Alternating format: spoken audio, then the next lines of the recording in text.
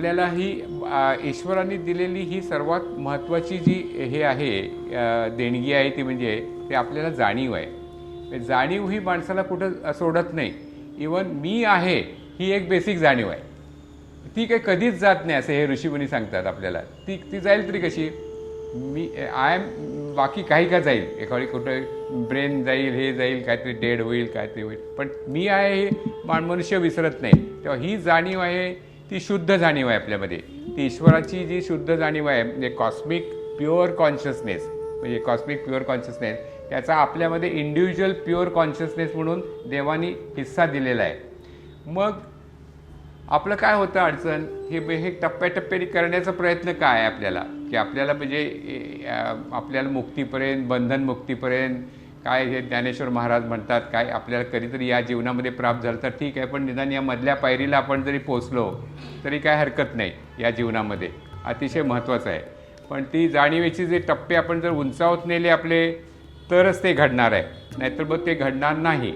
आणि त्यामुळे जाणीवेचा अभ्यास आपण आज करणार आहे पूर्णत्वाने.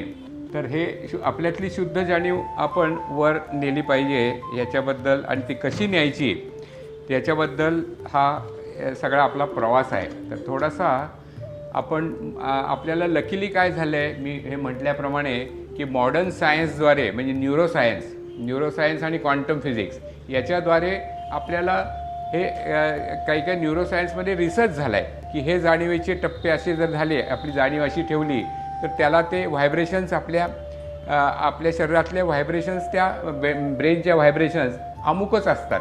तर मग तो अभ्यास आपण पाहणार आहे. म्हणजे आपल्याला नक्की कळेल की आपण मग म्हणजे भीतीमध्ये राहता कामा नये, राहिलं तर काय होईल.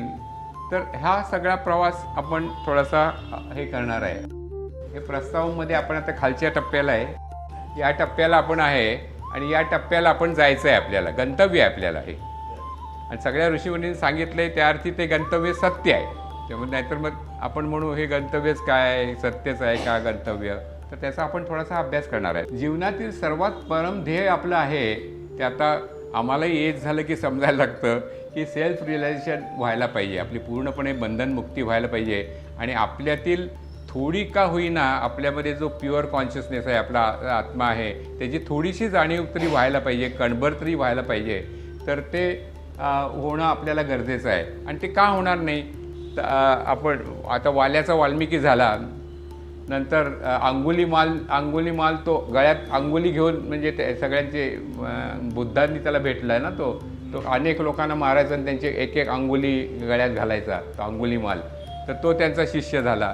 तर मग ते झाले तर मग आपण का होत नाही. आपण म्हणतो की मला कसं जमणार, काय जमणार, नाही जमणार नाही असं नाही. आपण हे प्रयत्न करत राहिलं तर ते जमणार. आणि ही जाणीवेची टप्पे आपण पार परत गेलं तर ते नक्की जमणार. हां, तर आता कसं झालं आहे, हे युवा पिढीमध्ये श्रद्धा ही थोडी कमी झाली आहे आपलं, कारण सायन्स माइंडेड झालो आपण. म्हणजे याला प्रूफ काय आहे, मग हे असं गंतव्य गाठलंच पाहिजे, याला प्रूफ काय आहे, असं हे सायन्स माइंडेड यंग माइंडचं मत होतं आहे. बरोबर आहे. आणि ते काही चुकीचं नाही, कारण आता अलीकडे सगळे वातावरणच तसं आहे की ओके बाप दाखव नाही तर श्राद्ध कर. म्हणजे हे आम्हाला प्रूफ द्या, काहीतरी आम्ही सायंटिफिक प्रूफ द्या, त्याशिवाय आम्ही नाही का मान्य करणार. बरं, मग त्याच्या दृष्टीने ही आम्ही थोडीशी आता मग न्यूरोसायन्सद्वारे आता हा माझा सगळा रिसर्च आहे. आणि माझी त्याच्यातली स्वतःची जी इनपुट आहे ते पण मी थोडंफार सांगणार आहे. पण हा रिसर्च आहे आणि याच्यामध्ये ही श्रद्धा असली की सगळं जमतं. पण ती श्रद्धा आता आपण डेव्हलप करू, मी तुमच्या मनामध्ये पक्की बनेल की ही जाणीव हे होण्यासाठी आपल्याला हे श्रद्धात्मक मार्गाने जायला पाहिजे. तर आपण आता आपल्याला हे तत्त्व माहितीच आहेत. आपल्याला हे परमपुरुष, परब्रह्म, परमेश्वर ही म्हणजे अनादी अनंत, आपल्याकडे ती अनंत शक्ती जी आहे, जी अनंत कोटी ब्रह्मांड नायकाय म्हणतात त्याला. म्हणजे तो अनंत कोटी ब्रह्मांड निर्माण करतो आणि डिझॉल्व करतो आणि क्रिएट करतो आणि डिझॉल्व करतो, म्हणून त्याला परमात्म्याला, परमेश्वरावरती हे म्हणतात. मग ती अनादी अनंत शक्ती आहे. तिला मॉडर्न लँग्वेजमध्ये युनिव्हर्सल एनर्जी फील्ड म्हटलं आहे या मॉडर्न सायंटिस्टने. आणि मग त्याच्यापासून मी एक आहे एकोहम बहुस्यामहम, म्हणजे मी एकटा येता नवीन मी अधिक व्हायला पाहिजे, म्हणजे मी काहीतरी क्रिएट करायला पाहिजे असं जेव्हा त्याच्या मनात येतं, जेव्हा त्या वैश्विक एनर्जीच्या अतिप्रचंड हे ती अनइमॅजिनेबल आहे, अनइमॅजिनेबल एनर्जीच्या मनात येतं की आपण मॅनिफेस्ट व्हावं, म्हणून आपण प्रगट व्हावं. मग प्रगट होताना तिची manifestation intending universal energy field म्हणतात. म्हणजे त्याचे आता आहे त्याला आपण आपल्या लँग्वेजमध्ये पुरुष ब्रह्म आणि ईश्वर म्हणतो. परब्रह्माचा ब्रह्म झाला, परमेश्वरचा ईश्वर झाला, नंतर पुरुषाची प्रकृती आता, आणि मग त्याच्या पुढं पुरुषाची प्रकृती होणार. मी प्रकृती म्हणजे मॅनिफेस्टेशन त्यांनी आता हे केलं. तर पुरुष आणि प्रकृती आपल्याकडे हे आपले कन्सेप्ट आहेत. ज्ञानेश्वरांनी देवोदेवी म्हटले, अनेक शब्दामध्ये त्याचं नाव आहे की जो ज्याची इंटेंडिंग आपल्यामधली हे जे विश्व हे युनिवर्स तयार करावं याची इंटेंडिंग त्याची जी एनर्जी आहे, आणि मग ती मॅनिफेस्टेड एनर्जी आहे. ॲक्च्युअली जे प्रकृती आहे त्या प्रकृतीचे हे स्पिरिट अँड मॅटरचे पैलू दोन आहेत ते. तर मग आपण अडकलो आहे कुठं सगळ्यात, म्हणजे आपलं बंधनात का पडलो आहे आपण. तर बंधनात पडलो आहे याचं कारण आपल्या ऋषीमुनींनी क्लिअर सांगितलं आहे. ते म्हणाले की हे मायेच्या बंधनामध्ये आपण आहे. माया म्हणजे काही जग नाही असं नाही, माया म्हणजे जग आहे, अस्तित्वात आहे, डेफिनेटली आहे, फक्त ते आपल्याला आहे तसं दिसत नाही, आणि आपण त्या अहंकाराच्या भूमिकेतून बघतो त्याच्याकडे, म्हणजे द्वैतात्मक भूमिकेकडे. आणि मायेचा मुद्दाम तो डाव आहेच आपल्याकडे की माया तयार झाली ही द्वैतात्मक झाली. जर सगळे तुम्ही आणि मी सगळे सेम दिसत असलो तर या विश्वात गंमत काय होती, नाही का. तुम्ही ही सगळी प्रत्येकजण वेगळा आहे म्हणून तर गंमत आहे जीवनामध्ये. प्रत्येक प्राणी वेगळा आहे, प्रत्येक हे वेगळं आहे, प्रत्येक फिश वेगळा आहे, काय प्रत्येक सगळं झाडं वेगळी आहेत, सगळं ते म्हणजे द्वैतात्मकच जग आहे. तर मग द्वैतात्मक जगामधला आपल्याला म्हणजे अद्वैत नाही आहे, द्वैतात्मक जग झालं आहे. त्या द्वैतात्मक जगामधलं आपल्याला मायेमुळं काय होतं, लिमिटेड ह्याच्यामध्ये दिसतं, आणि लिमिटेड दिसतं ते फार चांगलं आहे. नाहीतर जर तुम्हाला जर समजा बॅटसारखं दिसत असतं, बॅटला आपले आपलं वटवाघूळला दिसतं की आपले हे इलेक्ट्रोमॅग्नेटिक फील्ड दिसतं आपलं त्याला रात्रीच्या वेळेला. मी तर प्रमोद बेरी दिसत नाही, त्याला इलेक्ट्रोमॅग्नेटिक फील्ड दिसतं. समजा तुमचं माझं असं उद्या झालं, मायेने जर अलाव केलं तर फार विचित्र दिसेल सगळं. त्यामुळं ही मायाची लिमिट आहे ते बरोबर आहे, फक्त ती जाणायची आहे, फक्त तिच्या बियॉन्ड जायचं आहे. ब्रह्मसत्य जगत मिथ्या, त्याचं म्हणजे माया मिथ्या म्हणतात ते शंकराचार्य, त्याप्रमाणे ते घडलं पाहिजे. तर ही आपली शुद्ध अहम देवाने दिली होती. ते आता द्वैतात्मक ह्याच्यामुळे मायाच्या जगामुळे, कारण ते सगळं मी आणि तू झाले की जग उत्पन्न होत नाही. म्हणजे तुम्ही वेगळे मी वेगळे, पण जेव्हा आपण समजतो की हे विश्वची माझे घरं अशी मती जयाची स्थिर असं जेव्हा आपल्याला होतं आपल्याला म्हणजे कळायला लागतं. त्यानंतर आपल्यामध्ये आपण अनेक गुण आपल्यामध्ये जे उद्भवतात की परोपकार, दान, म्हणजे आपलं फील्ड आपण जाणीवेचं दालन केवढं मोठं करत जातो. आणि जाणीवेचं दालन मोठं होत गेलं की मग हे विवेकाचा प्रवेश होतो आपल्यामध्ये, आणि मग सत आणि असत कळायला लागतं. सत काय आणि असत काय हे कळायला लागतं आपल्यामध्ये विवेकाचा. तर हे हळूहळू घडायला लागतं. पण हे आपण अडकलेलो आहे हे सत्य आहे. आता इल्युजनमध्ये अडकलो आहे, आपण अहममध्ये अडकलो आहे, आणि त्या बंधनातून मुक्त होणं आपली म्हणजे आपली ही जीवनाचं मोठं ध्येयच आहे. आता काय झालं आहे, हे आपल्याला अहंकाराच्यामुळे षड्रिपू झालेले आहेत सगळे. त्यामुळं हे काम, क्रोध, लोभ, मोह, मत्सर सगळ्यांना माहितीच आहे. ते या षड्रिपूंचा आपल्यावरती अटॅक चालू आहे. त्यामुळं आपण प्रत्येक वेळेला आपण कर्मबंधनात अडकतो. तो आपलं चित्रगुप्त लिहितो की तुम्हाला तर पुढचा जन्म आहे आणि असा आहे, परत एक संसाराचं चक्र चालू राहतं हे सगळं याच्यामुळं. तर हे चक्र केव्हा तरी हे चक्र संपायला पाहिजे, ही जाणीव आपल्याला व्हायला पाहिजे. ते मुमुक्षत्व यायला पाहिजे. त्याचं मुमुक्षत्व आलं नाही तर काय करणार आपल्यामध्ये. तर ही माया, ही इल्युजन आहे, इगोमुळं ही सगळी मायेचा सगळा संसार तयार झालेला आहे. आता ह्याच्यामध्ये काय होतं, आपल्यामध्ये चित्तवृत्ती एकदा तुम्ही आय म्हणून बसवलं की हे सगळे विचार आयपासून चालू होतात बघा. म्हणजे मग आता माझा मुलगा चुकून उलटं सुलटं बोलला तर मला वडिलांना कसं बोलला, आय जागृत झाला, म्हणजे माझा फादर जागृत झाला. नंतर ही म्हणजे पत्नी मला अशी कशी बोलली, मी पती आहे, असे ते त्यातला पती जागृत झाला. असे सगळे विचित्र जागृत होतात. म्हणजे जो बेस जो तयार होतो त्याच्यापासून ते तयार होतात. ते म्हणजे हा बेस एकदा तुम्ही खोलात जाऊन मनात विचार करा की बेस सगळा इगोचा बेस आहे. आणखीन याचा की त्याचा बेस की मी अमुक आहे म्हणून, म्हणजे रोल प्लेईंग आहे. ते रोलमध्ये आपण अडकतो. आणि रोल्स सगळे खोटे आहेत. रोल्स सगळे तयार होतात जातात. आता पत्नीचं लग्न झालं की आपण सासरा तयार होतो, सासूबाई तयार होती, ब्रदर इन लॉ तयार होतात, सगळे तयार होतात. कुठं असतात ते ही सगळी खोटी मायाची इमेजेस आहेत. आणि ती आपल्याला ती खरं. आणि आपण म्हणतो की माझ्याशी जिजाजी असे कसे वागले, मी तर हे आहे, जावई आहे. तर त्या अहंकाराच्या पोटातून सगळे हे विचार तयार होतात आणि झालं. मग हे सगळे भवरे तयार होतात आणि जीवनाची गाडी खुंटती सगळी आपली त्याच्यामध्ये, मनाच्या ह्याच्यामध्ये. त्याला चित्तवृत्ती म्हणतात. आपल्या योगसूत्रामध्ये ते पहिल्यांदा ते पहिलंच वाक्य आहे, योग चित्तवृत्ती निरोधा. म्हणजे चित्तवृत्ती तुमच्यातली ही निरोध व्हायला पाहिजे. विरोध नाही, निरोध व्हायला पाहिजे. पूर्णतः निघून जायला पाहिजे. नाही तर विरोध म्हणाल तुम्ही, विरोध नाही आहे. ते चित्तवृत्ती जायला पाहिजे, म्हणजेच योग घडतो. असं पहिल्याच वाक्यामध्ये आपल्याला पतंजली सांगतात. थोडक्यात म्हणजे ह्यांचा एक्सपेरिमेंट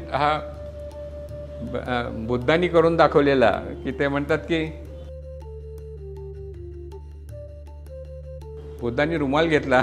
बुद्ध म्हणाले की त्याच्यामध्ये तुम्ही आता हे त्या रुमालामध्ये चित्तवृत्ती तयार केलं, मी काय करणार म्हणे. अडकला तुम्ही म्हणाले सगळे. दाद्या तुमच्या मनाच्या या रुमालामध्ये तुम्ही हे सगळ्या फॉल्स चित्तवृत्ती तयार केली आहे, ते सोडवणं तुमचं काम आहे ना, आता म्हणतात ते. बुद्धांनी ॲक्च्युली लेक्चरमध्ये त्यांनी हे दाखवलेलं आहे त्यावेळेला.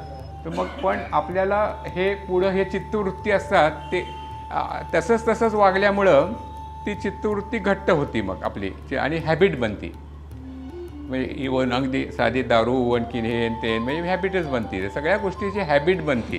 मग ते हॅबिट, मग सकाळी चहा पाहिजे, चहाशिवाय कसं जगणार मी, I can't live without it. ते हॅबिट बनते. तर हे चित्तवृत्ती फिक्स झाली आणि मग ते कंडिशन माइंडनी विचार होतो आपला. म्हणजे कंडिशन माइंडनी विचार होतो आणि कंडिशन माइंडनीच रिस्पॉन्स येतो. आता समजा हे उद्याला दत्तराजानंद हिरवा जागा घालून आले, तुम्ही म्हणणार का घातला, कारण माझं कंडिशन माइंड आहे की मुसलमानच हा असं हिरवा जागा घालतो.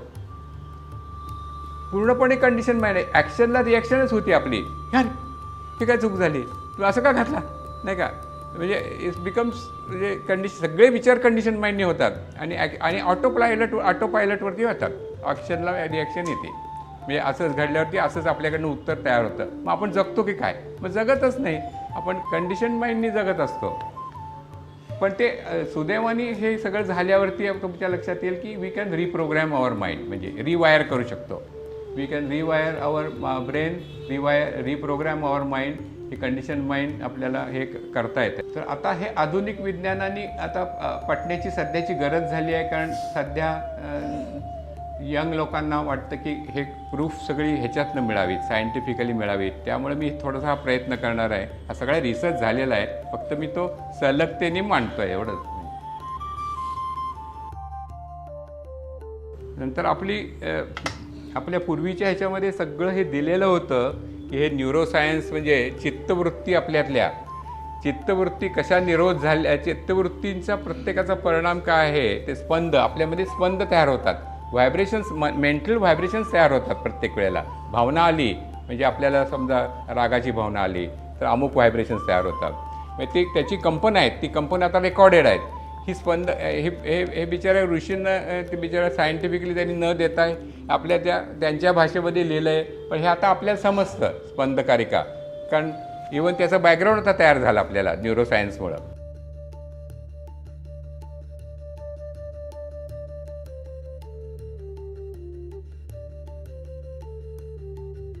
तेव्हा आता हे आपल्याला आपली जाणीव उच्चतम स्तराला नेली की आपल्याला नक्की आपण लिबरेशन आपल्याकडे आहे आणि आपली मुक्ती आहे हे आपण खात्रीने पुढं जायला पाहिजे. ते व्हायब्रेट आणि लिबरेट युअरसेल्फ असं आहे ते तत्त्व. मनोस्पंदनांचं फार महत्त्व आहे. तर आपण आता सध्या इन्व्होल्युशनला आहे, म्हणजे खाली खाली खाली. तर हे इन्व्होल्युशनचं इव्होल्युशन व्हायला पाहिजे आपलं. तर हा लॉ ऑफ कर्मा आपली ही आपला हे सगळ्या आपल्या ऋषीमुनींनी सांगितलं आपला कारण देह आहे. आता म्हणजे हे झाल्यावरती आपला मृत्यू झाल्यावरती आपला जो आपला हा फिजिकल बॉडी डेड होती आणि कारण देह आपला जातो वरती आणि मग त्याप्रमाणे आपल्याला पुढचा देह आपल्याला आपल्या त्या कारण देहाचं जे आपलं गाठोडं आहे, काय काय नेलं आहे ते, यावर्षी किती द्वेष केला, किती राग केला, कोणावरती चिडला, काय झालं, मोह काय केला, मद केला, मत्सर केला, काय केलं, सगळं ते सगळ्याचं तिथं चित्रगुप्तच म्हणून त्याला म्हणतात. म्हणजे तो गुप्तपणे चित्र काढत असतो आपली, म्हणून त्याला चित्रगुप्त म्हणतात. तो रेकॉर्ड ठेवतो आपली पेनड्राईव्ह तयार आहे त्याकडं, आपण कसं वागलो ती त्या पेनड्राईव्हप्रमाणे ते पुढचं जन्म देणार आहे तो. त्याला सुटका नाही आपल्याला, कारण तो लॉ ऑफ कर्मा आहे. तो म्हणतो sorry I can't help it. Law of कर्माप्रमाणे तुमचं पुढचा जन्म होणार आहे म्हणून. तेव्हा पण आता या जन्मामध्ये संधी आहे तर ती का गमवायची आपल्याला?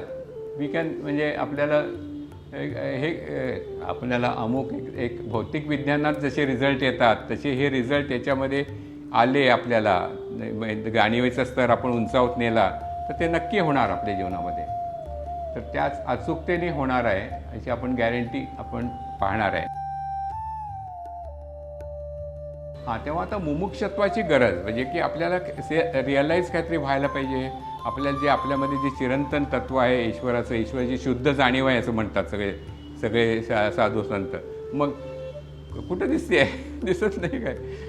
शरीर दिसतंय, सगळं बॉडी दिसते, मनाची आपले आंदोलनं दिसत आहेत, पण हे काही दिसत नाही. पण ते आपल्याला सेल्फ रिअलाईज करायची हे आहे, जबरदस्त इच्छा व्हायला पाहिजे आणि आपण या मार्गाकडे गंतव्याकडे जाणार आहे. एक मोठा ॲडव्हान्टेज होतो की म्हणजे आता आम्हालाही कुठंतरी कणभर लक्षात यायला लागतं की आता मी परवा काही 2-3 वर्षापूर्वी विचार केला की माझ्याकडे हे पुस्तक मिळतच नाही मार्केटला वगैरे. तर मग कुणीतरी माझा मित्र आणून देऊन गेला.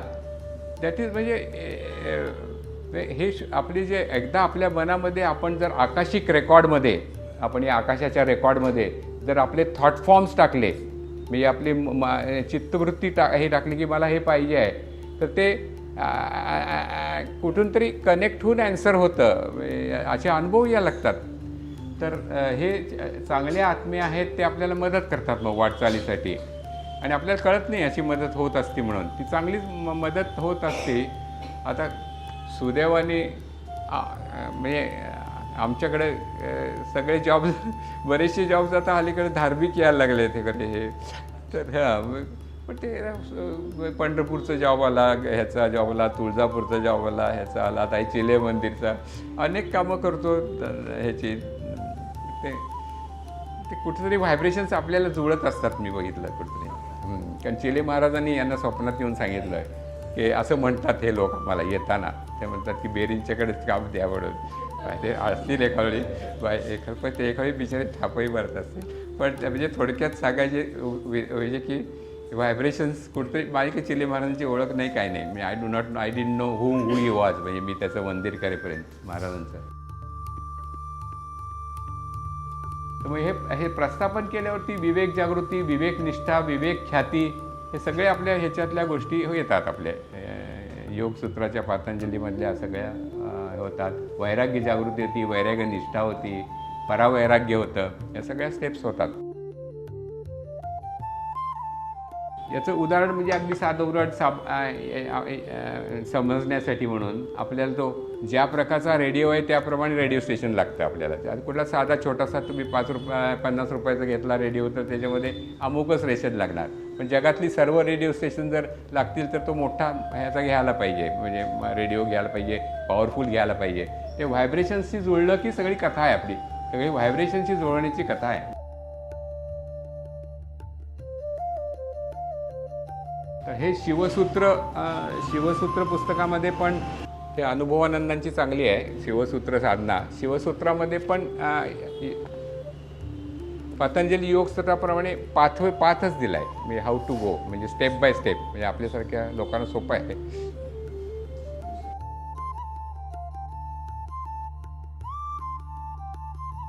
तेव्हा हे आता आपण म्हणजे हे पुढं घेऊन आपण आता प्रस्थानम म्हणजे पुढं करूया, म्हणजे हाऊ टू डू इट.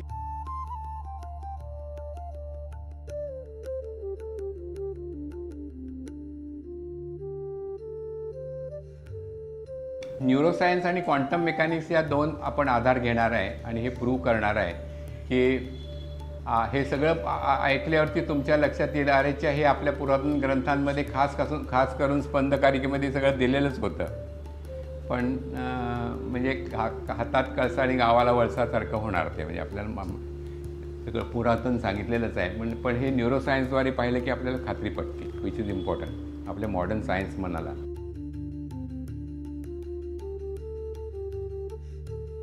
तर आता हे एक्सपेरिमेंट झालेले आहेत, असे आता जगभर प्रयोग झालेले आहेत न्यूरोसायन्सद्वारे, की तुमच्या मनात ही मुद्दाम भावना तयार करतात, मुद्दाम तुम्हाला काहीतरी शिवाय देतात, मग राग उत्पन्न करतात, मग रागाची व्हायब्रेशन्स रेकॉर्ड करतात, किती कंपन आहेत ते.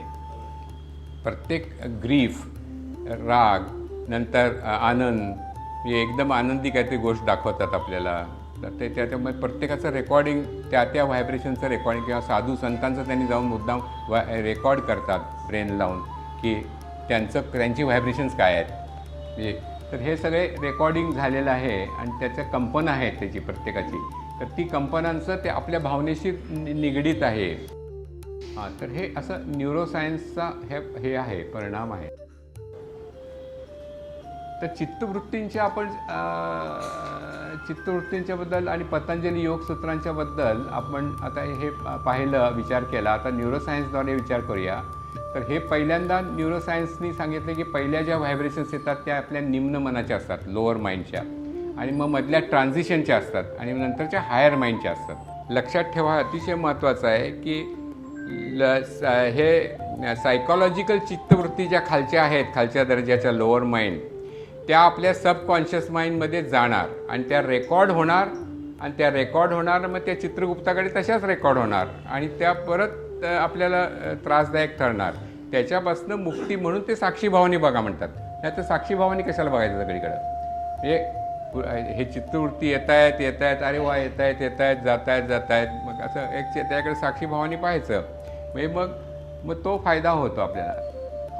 तर हे आता काही घाबरून जाऊ नका, याचं मराठीचं आपण हे सगळं हे असं मराठीमध्ये बघणार आहे. तर फ्रिक्वेन्सी ऑफ इमोशन्स त्यांनी या सगळ्या रेकॉर्ड केलेले आहेत. प्रत्येकाची इमोशन फ्रिक्वेन्सी काय आहे ते आपण प्रत्येक बघणार आहोत, आता एक ॲक्च्युली घेऊन पाहणार आहे.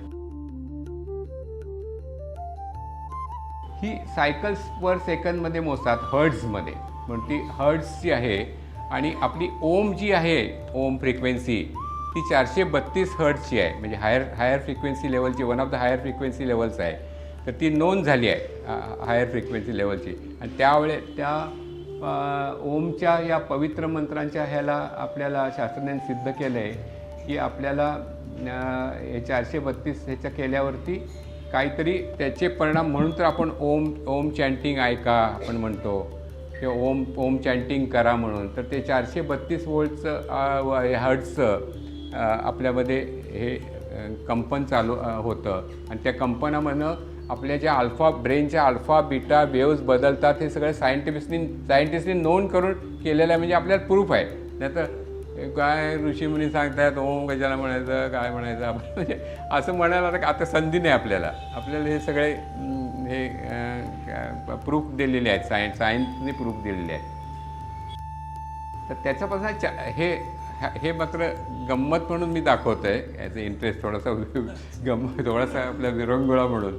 हे यादी 432 वोल्ट ह्याचं जे आहे हर्ट्झचं, त्याचं काही लोकांनी त्याचं गणिती विश्लेषण केलं आहे. 4 आणि 3 7 आणि 2 9 होती फिगर. मग 9चं फिगरचं त्यांनी हे केलं आहे, पृथ्वीचा व्यास 7 9 2 0, म्हणजे परत ते त्याची टोटल केली की 9, प्रसूतिकाळ 9 महिने, जप नंतर 108 आपण जप करतो, त्याची 8 and 1 9. नंतर गीतेचे अध्याय 1 and 8 9. पूर्ण गोल आपला 360 डिग्रीज, 3 + 6 = 9. नंतर तो अर्धा केला गोल, हाफ केला तरी हाफ केला तरी 1 आणि 8 9. नंतर त्याचा क्वार्टर केला तरी ते होते 4 आणि 5 45 डिग्री, म्हणजे 4 आणि 5 9, 4 आणि 5 9 सगळं तुम्ही करत गेला तरी अल्टिमेटमपर्यंत 9 आकडा हा म्हणजे कॉस्मिक फिगर आहे असं हे काही हे छोटे ज्युनियर सायंटिस्ट म्हणतात, म्हणजे गंमत म्हणून. नंतर हे त्रिकोणाची बेरीज तशीच आहे, 180 डिग्रीज आहे. नंतर काटकोनाची बेरीज 360 डिग्रीज आहे. पंचकोनाची बेरीज 540 डिग्रीज आहे, तो पण 5449 आहे. षटकोन केला तरी त्याची आहे तशीच आहे. इमर्जिंग म्हणून ते पण वाचण्यासारखं आहे. ह्याच्या चीप एडिशन्स मिळतात इंडियामध्ये, तुम्ही घ्यायला हरकत नाही. इंटरेस्टिंग पुस्तकं आहेत फार. तर हे पण ह्युमन ऑरा तिला दिसती, त्यामुळे ते केलेलं आहे. ह्या पुस्तकामध्ये नोंद आहे. तर तिची ऑराच्या तिने रेकॉर्ड केलेले आहेत. हे आता नवरा बायको भांडत असतील तर त्यांची ऑरा कशी असती. नवरा बायको हे खरोखर हार्टच्या आकाराची असते तिचं म्हणणं आहे साधारणतः. हे नवरा बायको जर अतिशय प्रेमात असेल, प्रगाढ प्रेमात असतील तर.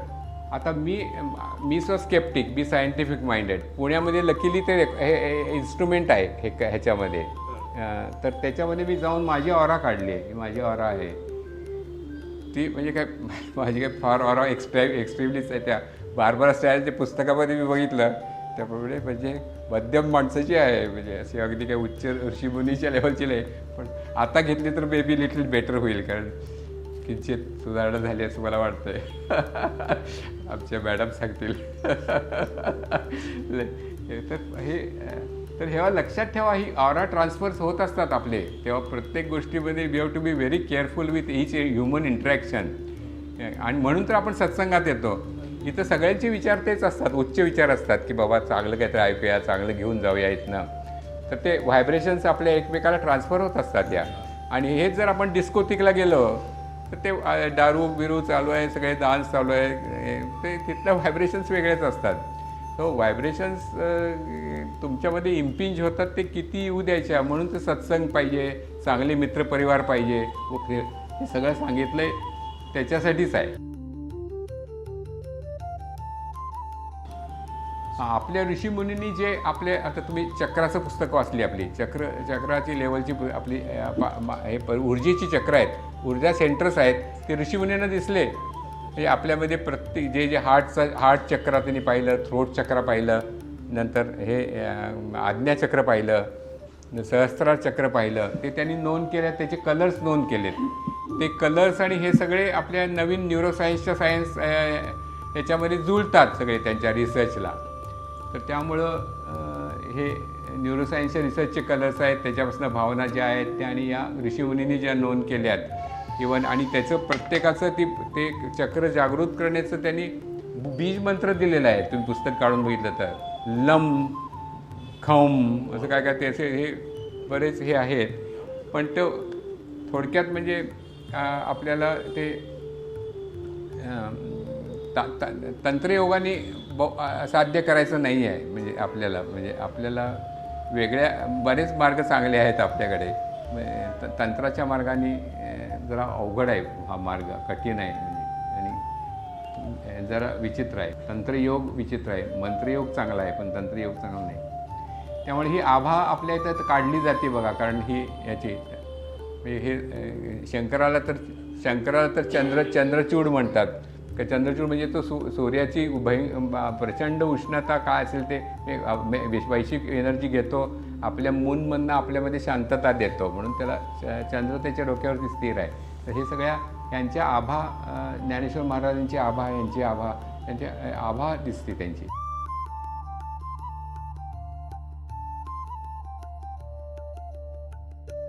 नंतर हे दुसरं आहे क्वांटम फिजिक्स आहे. क्वांटम फिजिक्सद्वारे आता क्वांटम फिजिक्सद्वारे त्यांनी असं म्हटलं, त्यांच्यामध्ये त्यांनी प्रूव्ह केलं आहे की 99.99% आपल्यामध्ये एनर्जी आहे आणि आपल्यामध्ये 0.00% फक्त हे आहे मॅटर आहे आपल्या प्रत्येक ॲटममध्ये आपल्या शरीराच्या, तर मग आपण म्हणतो मग सगळं सॉलिड का दिसतं सगळं आपलं शरीर?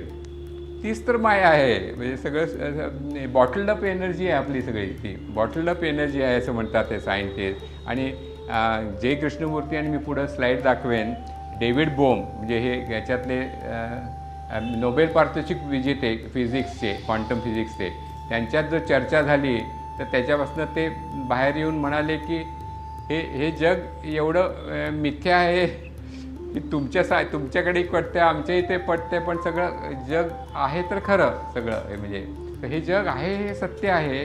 आणि याप्रमाणे ते आपल्याला जगलं पाहिजे. त्याच्यामुळे फक्त आपल्याला एक बघितलं पाहिजे की तटस्थ भावानी जगलं पाहिजे, चॉईसलेस अवेअरनेस, तटस्थ भावानी हे जगलं पाहिजे, तरच हे सगळं साध्य होणार आहे.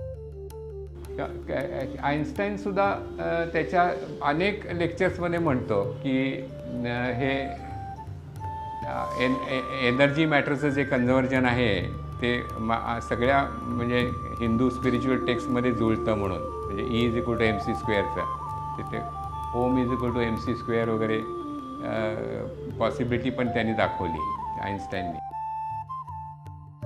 नंतर क्वांटम फिजिक्सद्वारे आपल्याला थॉट फॉर्म्स हे येतात, त्याचे ते आपल्याला हे ऊर्जेचा प्रत्येक कण ट्रान्सफॉर्म होऊ शकतो, हे क्वांटम फिजिक्सने दिलेलं आहे.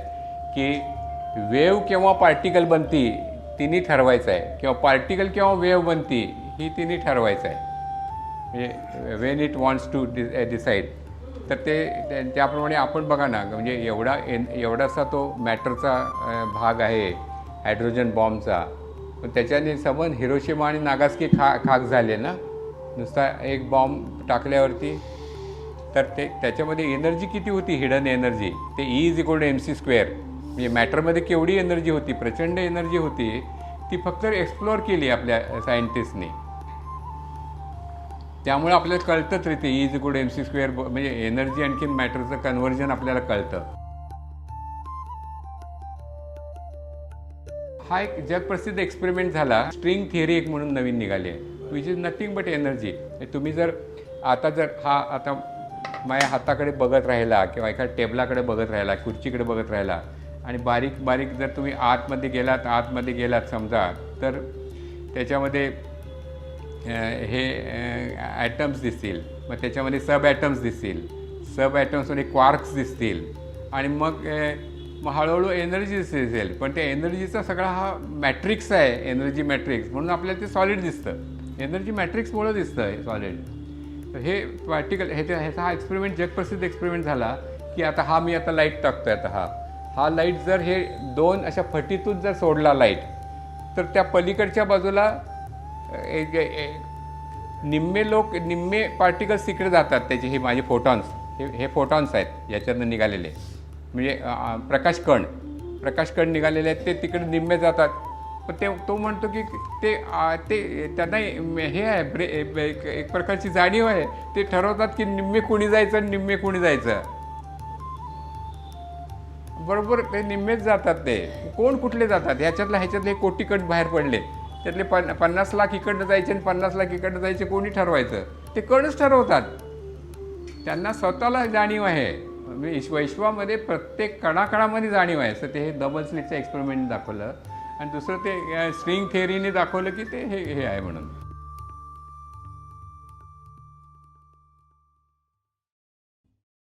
Imagine I have a beautiful tree that's filled with oranges. And I ask myself, what is the orange made of?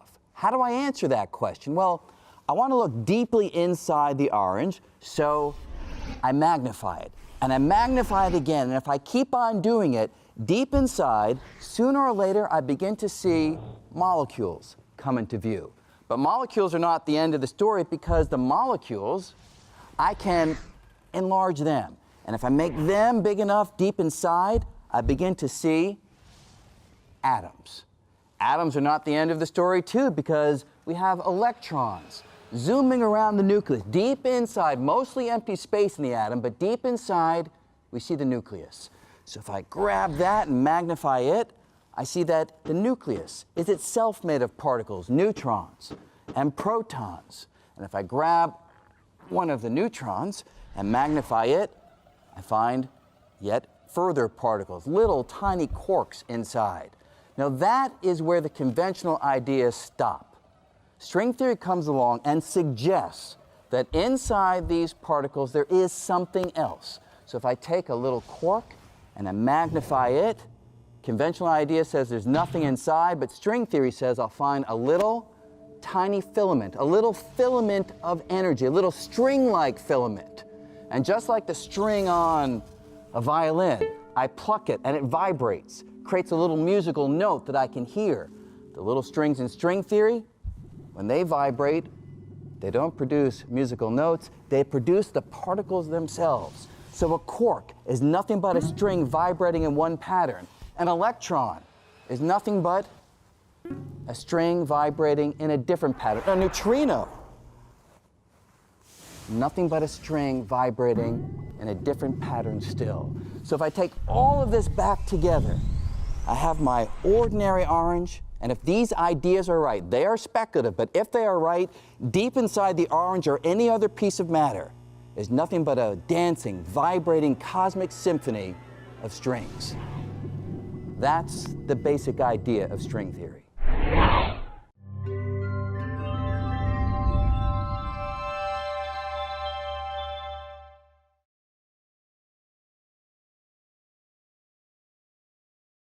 तो दोस्तों हमने कर दिया डबल स्लिट एक्सपेरिमेंट, वो भी अपने ऑफिस में। बट वेट अ सेकेंड, आखिर कैसे?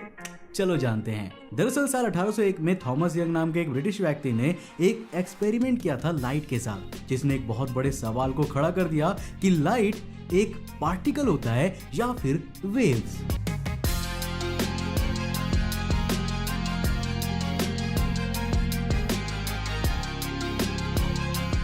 Wait a second. This is where the weird begins.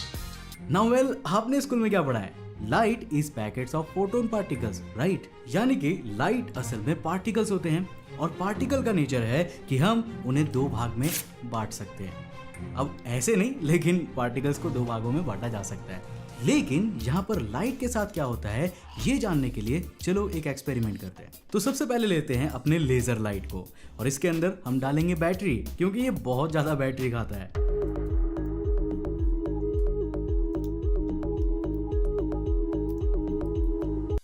अब ये लेजर लाइट तो बिल्कुल रेडी हो चुका है। अब यहाँ पर मुझे चाहिए एक डबल स्लिट, जो कि असल में दो छेद होते हैं। तो उसे बनाने के लिए हमें क्या चाहिए? बस एक टूटा हुआ बाल, और एक टूटे हुए बाल से मैंने बनाया ये। अब अगर आप इसे गौर से देखोगे तो इसके बीचों बीच आपको एक पतला सा हेयर दिखेगा, जिसे मैंने टेप की मदद से ऊपर नीचे चिपका दिया है, और इसके बीचों बीच ये एक डबल स्लिट बन गया है, जैसा कि हमें चाहिए था। अब ये पतला सा जो बाल है, ये लाइट के पार्टिकल को तोड़ेगा और दो भाग में बांट देगा। लेकिन उसके बाद हमें वॉल पे क्या देखने को मिलेगा, चलो जानते हैं। तो देखो, सबसे पहले हम बिना किसी स्लिट के इसे डायरेक्ट दीवार पर मारते हैं, और यहाँ पर हमें क्या दिखता है? वेल, यहाँ पर आपको दिखेगा कि दीवार पर सिर्फ एक पॉइंट बना है, जो कि सिंगल पॉइंट है। बट क्या होगा जब हम इसे इस डबल स्लिट के अंदर से मारेंगे? तो अब जैसे ही इसे डबल स्लिट पर लगा दिया, ये क्या, यहाँ पर इतने सारे टुकड़ों में लाइट क्यों दिख रहे हैं? लाइट पार्टिकल्स को तो यहाँ पर केवल दो ही पॉइंट्स बनाने चाहिए थे।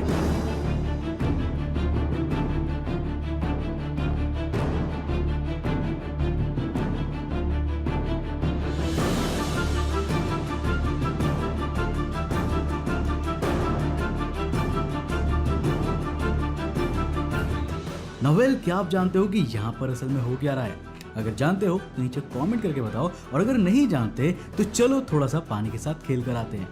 तो दोस्तों, सबसे पहले मैं गया अपने दोस्त के घर, जहाँ पर ये छोटा सा पूल था, जिसके अंदर हमने पानी को भरा, और इसमें हमने दो बॉल्स की मदद से काफी बार ट्राई किया रिपल्स को बनाने की।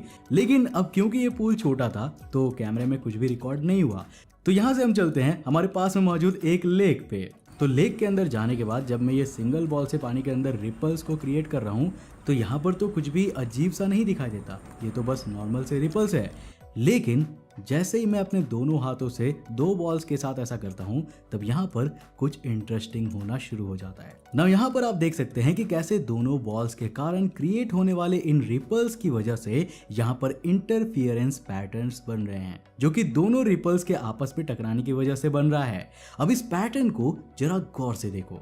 जब मैं इन पैटर्न्स को हाईलाइट करता हूँ जहाँ पर ये इंटरफियर कर रहे हैं, तब हमें वो सेम पैटर्न देखने को मिलता है जो हमने लाइट के साथ देखा जब हमने डबल स्लिट एक्सपेरिमेंट को किया था। Now here comes the interesting part. तो गाइज, लाइट असल में पार्टिकल होता है, और ये मैं नहीं बल्कि सर एल्बर्ट आइंस्टाइन ने कहा था।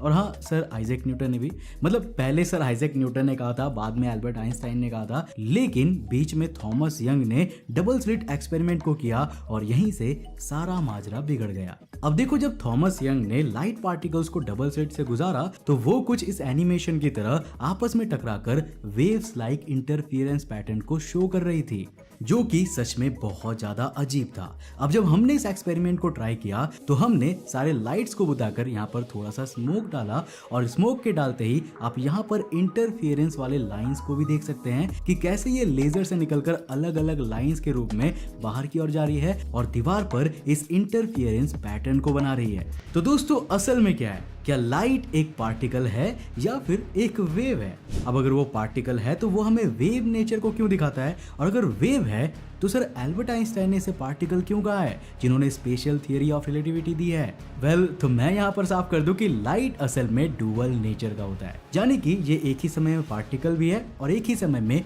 वेव भी है। पर यहाँ पर आप जो बात जानोगे ना, वो सच में आपके होश उड़ा देगा, क्योंकि लाइट पार्टिकल है या फिर वेव है, ये डिपेंड करता है आपके ऑब्जर्वेशन में, यानी कि आप लाइट को कैसे देख रहे हो, किस टाइम पे देख रहे हो, इसी के अनुसार लाइट को ये पता चल जाता है और वो खुद को बदल लेता है। नहीं मानते? चलो देखते हैं डबल स्लिट एक्सपेरिमेंट के एक अपडेटेड वर्जन को। अब हुआ कुछ ऐसा कि साइंटिस्ट जानना चाहते थे कि असल में डबल स्लिट के पास में ऐसा क्या हो रहा है जिसकी वजह से हमें वेव लाइक इंटरफियरेंस पैटर्न दिख रही है। तो इसे जानने के लिए उन्होंने ठीक डबल स्लिट के पास में एक मेजरिंग डिवाइस लगा दी। अब इस मेजरिंग डिवाइस के लगते ही लाइट को ये पता चल गया कि कोई उसे देख रहा है, एंड हेंस व्हाट, लाइट ने यहाँ पर पार्टिकल नेचर को शो किया और दीवार पर केवल 2 लाइंस इस बार बने थे, ना कि वेव लाइक इंटरफियरेंस। मतलब पता नहीं कैसे, लेकिन लाइट को ये पता चल गया था कि कोई उसे देख रहा है और वो खुद की सीक्रेट को रिवील नहीं करना चाहता। अब चलो, वैज्ञानिकों ने एक बार को इसे एक ग्लिच माना और उन्होंने सोचा कि मेजरिंग डिवाइस में कुछ प्रॉब्लम आ रही होगी, तो उन्होंने उसे हटा दिया। और यू वोंट बिलीव कि हटाते ही लाइट ने वापस वेव लाइक फंक्शन को शो करना शुरू कर दिया। यानी कि जैसे ही हम डबल स्लिट के पास लाइट को मेजर कर रहे थे कि आखिर वहां पर ऐसा चल क्या रहा है, तो लाइट अपने आप को पार्टिकल बना देता था, और जैसे ही हम उसे नहीं देखते उस पर्टिकुलर जगह पे, तो वो वापस से वेव लाइक फंक्शन को शो करने लगता है। मतलब कि ये यूनिवर्स वाकई में बहुत ज्यादा वियर्ड है। वैसे आप इसके बारे में क्या सोचते हो, और आपको ये एक्सपेरिमेंट हमारा कैसा लगा? अगर पसंद आया तो लाइक कर दो यार, ताकि हम ऐसे ही और दूसरे एक्सपेरिमेंट कर सके, और साथ के साथ अपने दोस्तों के साथ शेयर कर देना। मैं मिलता हूं आपको नेक्स्ट एपिसोड के साथ, तब तक के लिए बाय, जय हिंद। हां, हे आपण बोललो ब्रह्मसत्य जगत मिथ्या. दुसरं एक आपल्याला एक महत्त्वाचं सांगायचं होतं, मागे जाऊया, की हे कणादनी सगळं आपल्या मानलेलं आहे. कणाद म्हणून त्यांचं नाव कणादच पडलं ऋषींचं. तर ते ॲटॉमिक थिअरी त्यांनी मांडलेली होती. ॲटम्स, सब ॲटम्स आणि क्वाड्स, अणू, रेणू आणि त्रस रेणू, हे सगळं त्यांनी पुस्तकात लिहून ठेवलं आहे. फक्त बिचाऱ्यांनी त्याला प्रूफ दिले नाहीत किंवा असे काही एक्सपेरिमेंट केले नाहीत. त्याचं त्यांच्या अतिंद्रिय शक्तीने त्यांना दिसलं त्या सगळ्या गोष्टी. अतिशय कौतुकाची बाब आहे. हां, तर पहिली सर्वात मंद स्पंदन आहे यांनी आपल्या न्यूरोसायन्सने नोंद केली की ते म्हणजे शेम, म्हणजे लाज वाटणे. म्हणजे सर्वात कमी कंपन संख्या आपल्या कृतीबद्दल लाज वाटते. प्रत्येक नंतर स्वतःबद्दलची भावना स्वाभिमानाची असते. नंतर जग आपला अपमान करते असं वाटतं. देवाबद्दलची भावना निराशाजन्य असते. हा सावधान हा सर्वात निम्न स्तर आहे. सायकोलॉजिकल अनकॉन्शियस मेमरीमध्ये तो जातो आणि आपलं ते पुनरपि जननम पुनरपि मरणम पुनरपि जनने जठरे शयनम, सुटका नाही. म्हणून हे अवॉइड करा, हा टप्पा अवॉइड करा. ही आदाम ईवची कथा आहे की पुढची जी आहे ती गिल्ट, दोषी वाटणे. काय ते माझं चुकतंय म्हणजे मी दोषी आहे असं वाटत राहणं वगैरे. दुसरी व्यक्ती चुकीचीच आहे म्हणून मी असं वागलो, मला असं वागतंय. म्हणजे ही दुसरी आहे. हिची व्हॅल्यू आहे फक्त साधी 30 हर्ट्ज आहे. हे अशी म्हणजे हे 30 हर्ट्ज म्हणजे हा असं अगदी हळूहळू हलतं आहे. आणि हे 1000 हर्ट्ज म्हणजे असं हलतं आहे. म्हणजे आपली मेमरी म्हणजे अशी हलते. आणि 30 हर्ट्ज म्हणजे ही अशी हलते. हे लोएस्ट लेवलला आपलं बाइंड फ्रिक्वेन्सी होत असते. ते गिल्ट तर हे दोषारोपी असतं. नंतर सूड घेण्याची वृत्ती असते, व्हिंडिकेटिव्ह असतो मनुष्य. नंतर लाईफ इव्हिल आहे, हे देवाबद्दलची भावना असते. तिसरी पायरी आहे ती ॲपथीची. ही काय वाईट नाही आहे, म्हणजे त्याचा माणसाला कोणाला त्रास होत नाही. हा मनुष्य लेझी असतो, उदासीन असतो. तेव्हा ही ईश्वराची अजिबात पायरी नाही आहे. आपण त्याशी व्हायब्रेट कधीच होत नाही या फ्रिक्वेन्सीला. तर ही उदासीन असणे, कुठल्याही कृतीमध्ये उदासीनता वाटणे, होपलेस वाटणे, जीवन हताश वाटणे, देव कंडेम करतोय असं मला वाटणे, हा पण निम्नमनाचा स्तर आहे. उदासीनता हे असं जगामध्ये इव्हन ते म्हणजे एक सुरेश वाडकरची आहे ना गझल ती कि शहर में हर शख्स परेशान सा क्यों है, सीने में लगन दिल में उलझन सी क्यों है. प्रत्येकाला हे आता मॉडर्न वर्ल्डचं सगळं त्यांनी वर्णन केलं आहे. नंतर ग्रीफ आहे त्याच्या पुढची, म्हणजे त्याची सायंटिस्टने नोंद केली 75 हर्ट्ज. दुःखी वाटणे, रिग्रेट वाटणे, स्वतःबद्दलची भावना, जीवन मनस्ताप वाटणे, देवाबद्दलची भावना, देव मला मुद्दाम दुःख देतो असं वाटणं, ह्याच्यामध्ये ग्रीफची भावना आहे.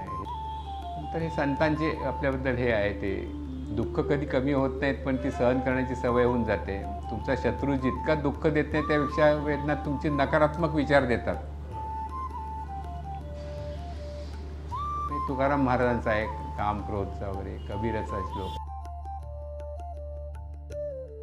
तर त्याच्या पुढची हे आहे ती फिअर, एन्झायटी. कुठल्याही कामाबद्दल भीती, चिंता वाटणे, घडेल ना, होईल ना. नंतर फ्रायटनिंग, जीवन भयावह असं वाटणे, देव पनिशिंग असं वाटणे, हा निम्नमनाचा स्तर आहे. फिअर म्हणजे हा परत अनसायकोलॉजिकल अनकॉन्शियस मेमरी घडवतो. हा सोडून द्यायचा. सतत भीती वाटते, ते चिंता वाटते की हा मनुष्य माझ्या मागणं आला आहे की काय, हे आले काय. त्याच्या पुढची डिझायर आहे. डिझायरचा काम आणि क्रोध ह्याचा, आणि क्रोध मित्र आहेच. क्रोधची पण तीच फ्रिक्वेन्सी आहे. आपली डिझायर सॅटिस्फाय नाही झाली की क्रोध येतो. डिझायर म्हणजे काम आणि क्रोध ही जोडी आहे. ही त्याच्यामध्ये मनावर मोह आणि तृष्णाचे राज्य असतं. सतत ही माझी अपूर्णच वाटत नाही. म्हणजे आता 5 लाख कमावले 10 लाख कमवूया, 10 लाख कमावले 50 लाख कमवूया, 50 लाख कमावले 1 कोटी कमवूया. डिझायर वाढतच जाते. म्हणजे देवाबद्दलची भावना देण्याची असते ते एवढं करून सुद्धा. मग अजून मला इनफ देत नाही देव, असं ते वाटते. हाही धोका निम्न मनाचाच आहे स्तर. हे सगळे डिझायर्सची खेळ आहे. ते पैशाची डिझायर वाढत जाते. ड्रिंक्स, हेन गॅमलिंग, डे ड्रीमिंग. नंतर त्याच्या पुढची भावना आहे हेट. हिला 150 हर्ट्ज नोंद झाली आपल्या या सायंटिस्टनी. दुसऱ्याबद्दल द्वेष वाटणे. नंतर हे जीवन विरोधी आहे असं वाटणं, द्वेषात्मक भावना झालं, वेंजफुल वाटणं, द्वेष सूड घेणाऱ्याची हे आहे. हे द्वेष फारच आता सध्या जगामध्ये हा द्वेष अतिशय मोठा हे झाला आहे की कोण येऊन दगडं काय उठतील, दगडं मारतील, हे करतील. आता दिल्लीचा बॉम्बस्फोट झाला, का करतात कोण कोणाला देव जाणे, गॉड नोज. म्हणजे फक्त माझा धर्म श्रेष्ठ आहे, तुझा धर्म श्रेष्ठ नाही म्हणून, एवढ्यासाठी, बाकी काय नाही. माझी वागण्याची पद्धत बरोबर आहे, तुझी चुकीची आहे. त्यामुळे ते हेट्रेडनी फारच गोष्टी आता अलीकडे जगामध्ये व्हायला लागलेल्या आहेत. त्या तर त्याच्या पुढची भावना आहे आहे ती प्राईडची. ही त्याला ह्यांनी सायंटिस्टने 175 दिलं आहे.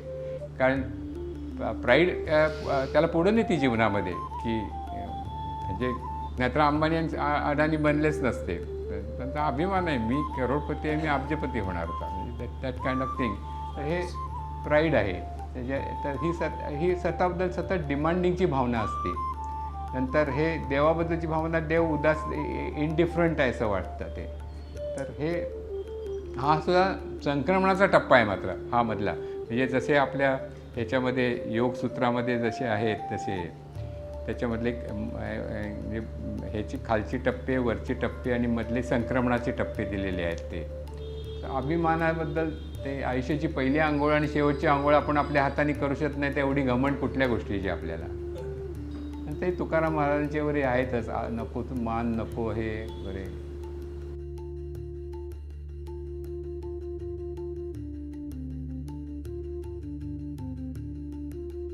त्याच्या पुढचा एक करेज. करेज आहे तो 300 हर्ट्जचा आहे. पण त्याच्यामध्ये करेजमध्ये हा वरच्या टप्पा आहे आणि त्याच्या उच्च मनाचे आहेत. आणि आपण मग याच्यात जर करेज दाखवलं, आपण करेज ह्याच्यामध्ये दाखवलं की पॅरिसमध्ये लुवरमध्ये मी ते डायमंड्स कसे चोरू, ते करेजच आहे. दॅट्स नॉट करेज नाही असं नाही, करेज आहे ते. मोठं करेज आहे त्याचं, की ती चोरी केली परवा त्या कोणत्या 2 व्यक्तींनी ते 7 डायमंड नेले ना लुवर म्युझियममधले ह्याच्यातले पॅरिसमध्ये. तर ते करेज आहे, पण ते करेज रॉंग डायरेक्शनचं आहे. पण राईट डायरेक्शनचं जे करेज आहे ते संसार चक्रात अडकत नाही. आता पण सुटलो आपण जर राईट डायरेक्शनचं हे करेज दाखवत राहिलं की वी आर या चक्राच्या बाहेर आलो कणभर आपण. धीर तो कारण काय होतो नारायण तुका म्हणे हरी. त्याच्या पुढचा आहे ट्रस्ट, म्हणजे श्रद्धा. देवाबद्दलची श्रद्धा, देव एनेबलिंग आहे, जीवन समाधानी आहे. कृतकृत्य वाटतं या स्टेजला. तर कृतकृत्य वाटण्याची सुरुवात होती की आणि श्रद्धा ठेवली तर हा संक्रमणाचा टप्पा अनकॉन्शियस माइंडचा भाग होत नाही. आता म्हणजे ही आपली मुक्तीची वाटचाल चालू झाली. हा तर फेमस आहे, जेथे जातो तेथे तू माझा सांगाती चालवीसी हात धरून या. आम्हाला वाटतं आम्हीच चालतो आहे, पण तुझा आधार आहे म्हणून तर चालतो आहे. त्याचा because he is the operator basically. 300 हर्ट्जचं ते विलिंगनेस, इच्छाशक्ती आणि ऑप्टिमिझम, आशावाद वगैरे. तर हा हायर मनाचा टप्पा आहे. याच्यामध्ये आपण संसार चक्रात अडकत नाही. हायर माइंडचा टप्पा आला आता. दुसरा आहे त्याच्या पुढचा हा आहे तो 350 हर्ट्जचा सायंटिस्टने नोंद केला ॲक्सेप्टन्सचा. जीवन स्वीकार झाला, म्हणजे जीवनामध्ये कृतकृत्य वाटतं, झालं ॲक्सेप्ट झालं. तर ते फॉरगिव्हन्स होतं माणसाच्या आतनं, की म्हणजे फॉरगिव्हन्स आयदर साईड होतं की. तर ते कोणाला जीवन काय आहे म्हणे शेवटी कबीर म्हणतात की कोणाला तरी माफ करायचं आणि कोणाला तरी माफी मागायची. सोपं आहे म्हणतात जीवन. 2 वाक्य आहेत म्हणतात, कोणी पाळत नाही म्हणतात. जीवन म्हणजे काय दुसरं. ते म्हणतात की जे कोणामध्ये तरी माफी मागायची आणि आपण कोणाला माफ करायचं. सगळं व्यवस्थित चालतं जीवन हार्मोनियस होतं, हे होतं. तर ते एक्सेप्टन्स आहे याचा सगळ्याचा. म्हणजे कोणाचे हे घर, देह कोणाचा, आत्माराम हे जाण वगैरे, हे सगळं हे विवेक जागृत होतो इथं. ही सर्वात महत्त्वाची पायरी आहे की या स्टेपला विवेक जागृत होतो. आणि मग त्यानंतर हळूहळू विवेक निष्ठा होती आणि मग त्यानंतर विवेक ख्याती होती. विवेक ख्याती झाली की राईटच डिसिजन होतात आपल्याकडनं. म्हणजे ते आपल्या एखादा हे झाला तर विवेक आपला ऑपरेट व्हायला लागतो. डिस्क्रिमिनेशन आपल्या बुद्धीतलं, आणि ते आपण तर पहिल्यांदा कष्टाने ऑपरेट होतं. बरं आता हा चौथा गुलाबजाम खाऊ का नको. सत आणि असतचा विवेक चालू असतो. हा छोटा आहे पण अनेक सत आणि असतचे विवेक चालू असतात मनामध्ये. मग ते विवेक सांगतो अरे हे खाऊ नको राजा, ते उद्याला परत तुला त्रास होणार, तुला माहिती नाही का ते ॲसिडिटी वाढेल वगैरे. बरं ठीक आहे. मग ते कसं तरी ॲक्सेप्ट करतो. पण त्या एकदा विवेक ख्याती झाली की तेच राईटच डिसिजन होतात. विवेक ख्यातीमध्ये सेन्शुअल माइंडचा मधला टप्पा नसतोच मधला. डायरेक्ट डिसिजन येतो देवाकडनं ह्याचा प्रज्ञेचा झोन आहे तो पुढचा. तर ह्याची रिझन्स आहे. नंतर विवेकनिष्ठा स्थिरावते, अंडरस्टँडिंग होतं जीवनामध्ये, मिनिंगफुल जीवन वाटतं, देव जाणताय असं वाटतं. आणि नंतर त्याच्या पुढचा आहे ते शुद्ध प्रेमचा. Don't mix three things. एक त्यांनी सायंटिस्टने केलं 500 हर्ट्जचा, हे शुद्ध प्रेमाचं, म्हणजे असं आईचं प्रेम मुलावरती असतं शुद्ध. त्याचं काही कंडिशन नसते की असं अमुकच मी हे असं केलंच तर मी तुझ्यावर प्रेम करीन. नकळत नवरा बायकोचं थोडं असतं की तू माझ्याशी चांगली का नाही वागली, मी नाही वागणार असं, म्हणजे ते हे कंडिशनल लव असतं आपलं कधी. पण हे आता अनकंडिशनल लव असतं. ते अनकंडिशनल लव कशाने आहे, आपण मग ही जाणीवेची दालन होत गेली की मग ईश्वर देतो की परोपकार करायला पाहिजे, दान करायला पाहिजे. तर शिरीषनी दरवर्षी 20-25 लाख रुपये देतात दान. मग ते ह्याच्यासाठी हे आहे, म्हणजे दानातून ते हे आपल्याला आपली जाणीवेचं दालन मोठं होत जातं. अपेक्षारहित प्रेम उपजतं, म्हणजे लव फॉर नो रिझन. स्वभाव बनतो, स्वभाव, म्हणजे हा लव हा स्वभावच बनतो. ते काय असं ओढून ताणून आणायला लागत नाही. Becomes a part and parcel of you. स्वभाव. देव प्रेमळ असं वाटायला लागतं, रेव्हरन्स वाटतं, अनकंडिशनल लव होतं ते. नंतर प्रज्ञा जागृत होती. ह्या अंतरप्रकाश होतो आपल्यामध्ये जागृत. पुढची पायरी आहे त्याच्यामध्ये विजडम होतं, म्हणजे इंटेलेक्ट नाही.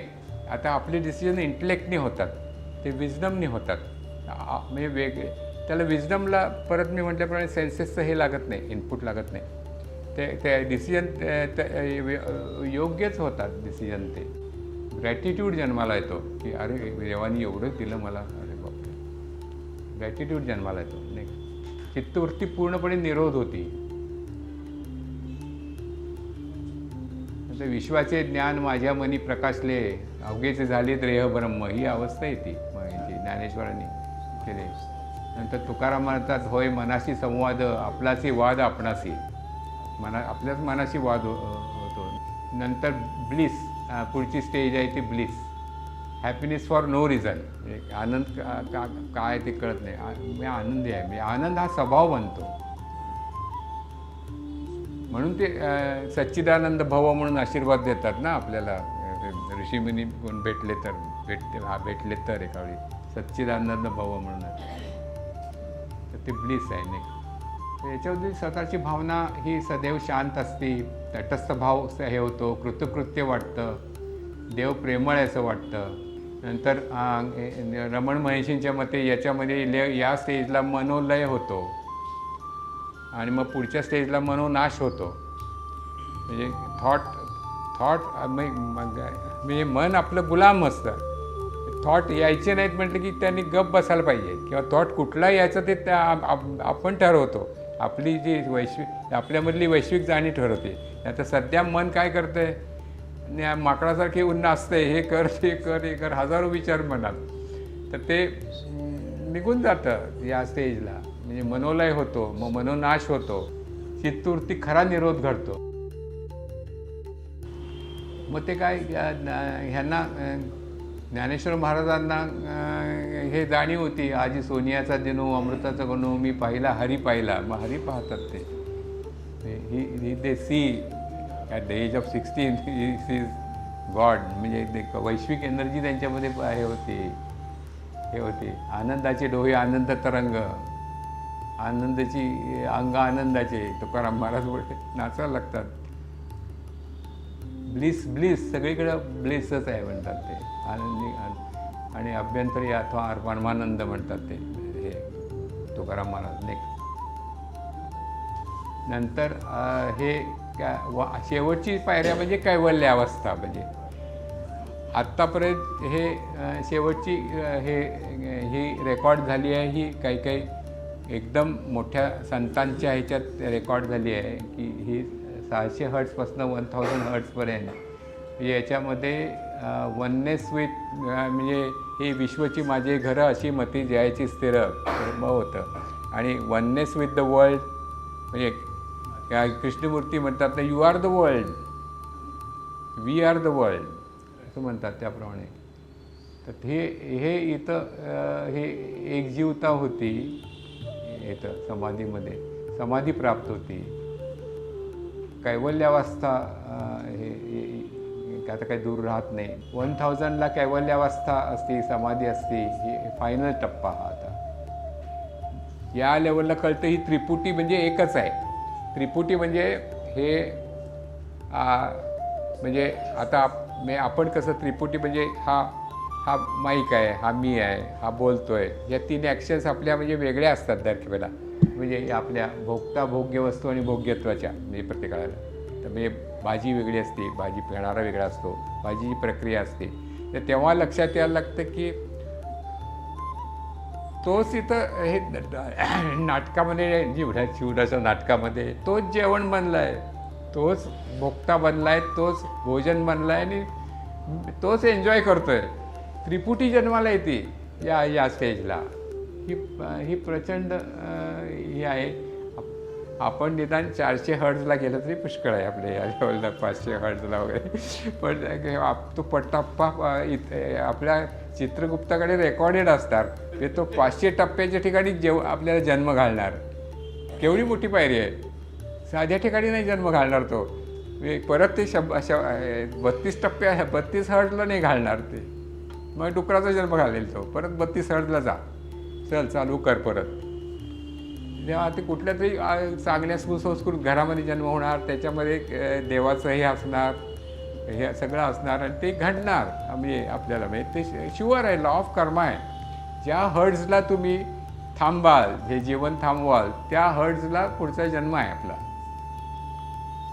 वैश्विक जाणीव आणि आपली जाणीव एकच होऊन जाते. हे गीतेमधले आपल्याला डे टू डे फॉलो करायला, दैवी संपत्ती फॉलो करायची, सातत्याने विचार करायचा की म्हणजे आपण आपल्या मनात कुठला विचार आला, या दैवी संपत्तीचा आला का आसुरी संपत्तीचा आला. दरवेळेला विचार आला की विचारायचं आपल्या मनाला.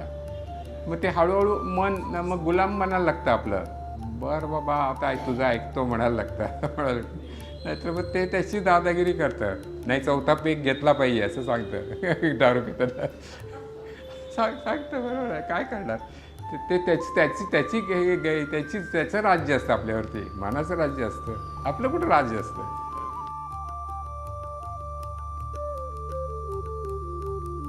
आणि ही सिंपती आणि एम्पथी हे फार महत्त्वाचे आहेत. म्हणजे हे सध्याच्या काळामध्ये या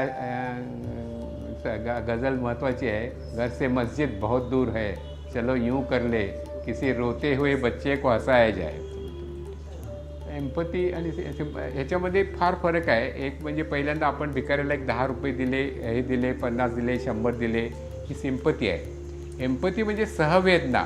सहवेदना म्हणजे असं वाटायला लागतं की अरे हा आपला केशव माळी आहे, त्याचा जरा आजार आहे, तो केव्हा बरा होईल, केव्हा बरा होईल, केव्हा बरा होईल, मी त्याला बरा कसं करेन, त्याला औषध कशी देईन, त्याला डॉक्टरकडे कसं पाठवेन. ही सहवेदना आहे. सहवेदना जन्मते. हे जगत एवढं मिथ्य आहे. हे मग आपल्याला वाटतं मग जगायचं कशाला, हे मिथ्य आहे. तर तसं नाही ते की आपण या नाटकामध्ये आपल्याला हा रोल दिला आहे, हा बेस्ट निभवायचाच. म्हणजे हा लॉ ऑफ म्हणजे कर्मयोग करायचाच. म्हणजे बेस्ट ऑफ ड्युटी आपली ड्युटी करायची आणि काही अपेक्षा करायची नाही. येईल ते येईल एखाद वेळी येणार. देवाची इच्छा असते तरी येईलच काहीतरी, पण अपेक्षा नाही करायची. हा सगळा हे कर्मयोग फॉलो झाला की होतं ते.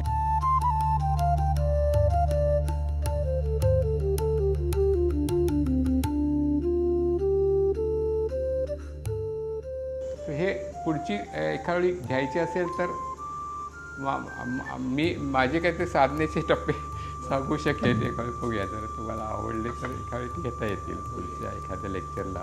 आपण थांबवूया इथं मला वाटतं. चालेल, मला वाटतं एंड करूया.